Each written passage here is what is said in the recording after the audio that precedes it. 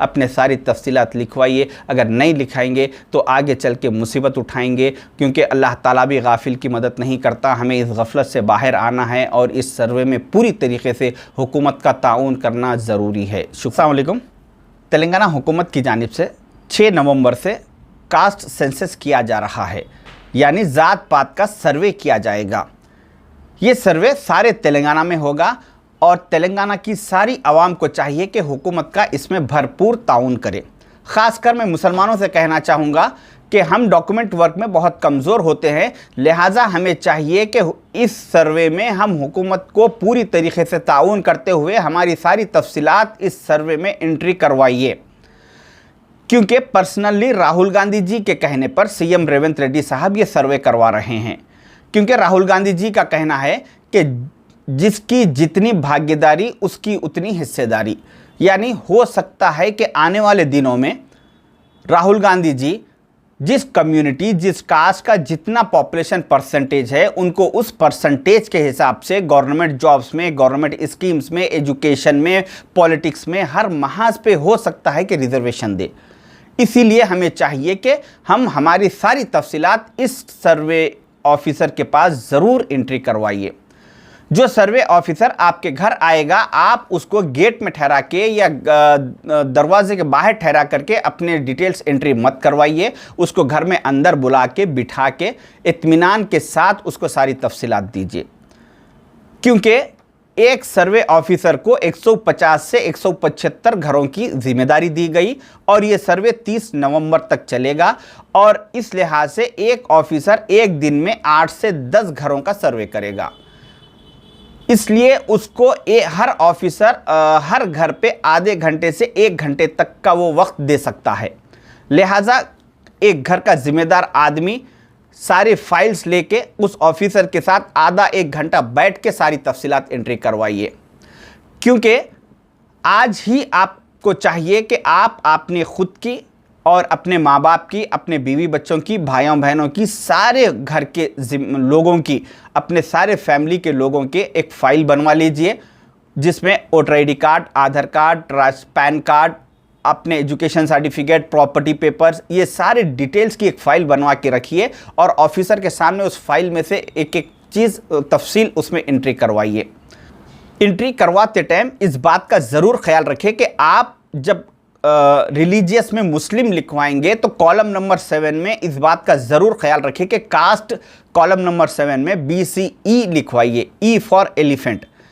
जो लद्दाफ है, दूधीकुला है, पिंजेरी है, ये लोग BCB में आते हैं। इसके बाद सारे मुसलमान BCE में आते हैं, मगर मुसलमानों में वो लोग जो सैयद है, ख़ान है, पठान है, मिर्ज़ा है, शिया है, बोहरे है और अरब है, ये लोग BCE में नहीं आते। मगर इन लोगों को भी चाहिए कि अपनी सारी तफसीलात दें।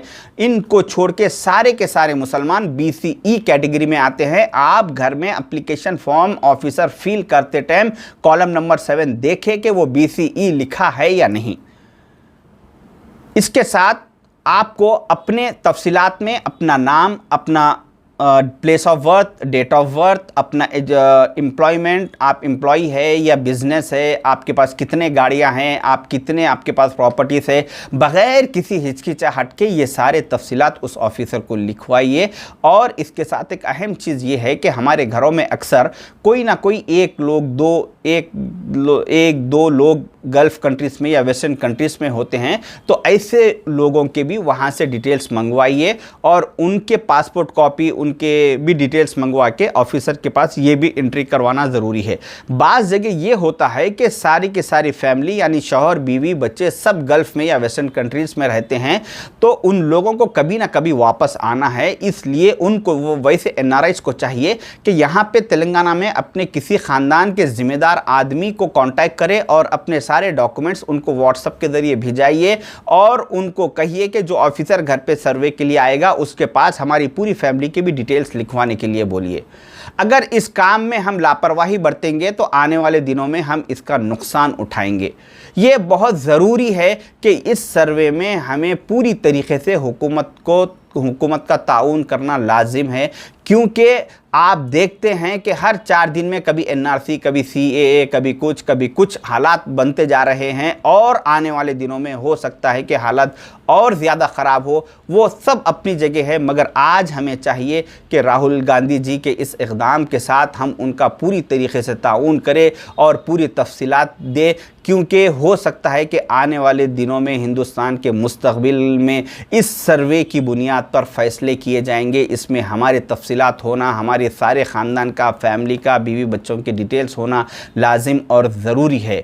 और जो महल्लों में जो मस्जिद कमेटियां हैं या सोसाइटीज़ है, उन लोग का काम महीनेवारी चंदा करना, मस्जिदों के बाहर चबूतरों पे बैठना और बातें करना इतना ही काम नहीं है, बल्कि इस ऐसे मौक़ों पर भी वो मस्जिद कमेटियों की ये जिम्मेदारी होती है कि ऐसे ऑफिसर्स को अपने साथ ले और सारे महल्ले के एक एक घर में लेके जाए, बताए और उनके पास एंट्री करवाइए।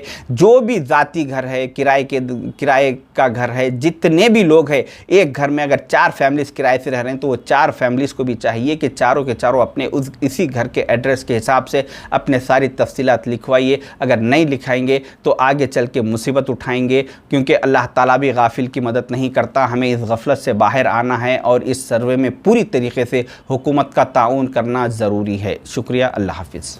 दोस्तों, इस पर आपकी क्या राय है कमेंट करके ज़रूर बताइए और इस वीडियो को लाइक और शेयर भी कर दीजिए।